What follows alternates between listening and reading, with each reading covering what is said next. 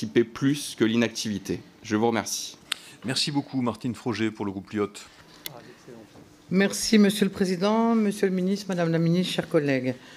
Monsieur le Ministre, à défaut d'avoir obtenu une énième loi immigration, vous avez obtenu une nouvelle circulaire sur l'admission exceptionnelle au séjour.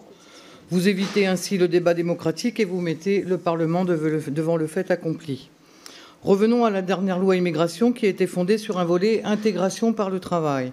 Un an après, que reste-t-il de ce volet? Dans nos circonscriptions, il y a de plus en plus de cas qui reviennent, des entreprises, des élus locaux qui viennent nous voir, nous disent qu'il y a des individus qui ont fait l'effort de s'intégrer, qui veulent travailler, qui sont compétents, qui répondent à un besoin économique. Pour autant, et même en suivant toutes les procédures, impossible d'obtenir une régularisation. Lors de la dernière loi immigration, vous aviez soutenu ce volet intégration par le travail. Pourquoi refuser aujourd'hui de tenir compte des réalités locales?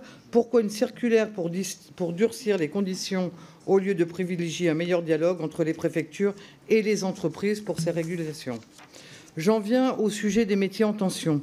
Nous sommes toujours en attente d'une liste actualisée. Madame la Ministre, vous venez de nous préciser qu'elle allait bientôt être arrivée. Tant mieux. Notre groupe a toujours plaidé pour une véritable territorialisation de cette liste.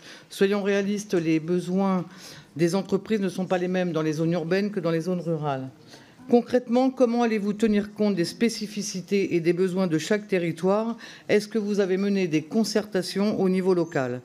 Enfin, un dernier point sur le nouveau critère des 7 ans de résidence sur le territoire. Au fond, quel intérêt? Pourquoi revenir sur les critères de 3 à 5 ans de résidence de la circulaire Valls? Au-delà de la logique d'affichage, qu'est-ce qui justifie cet allongement?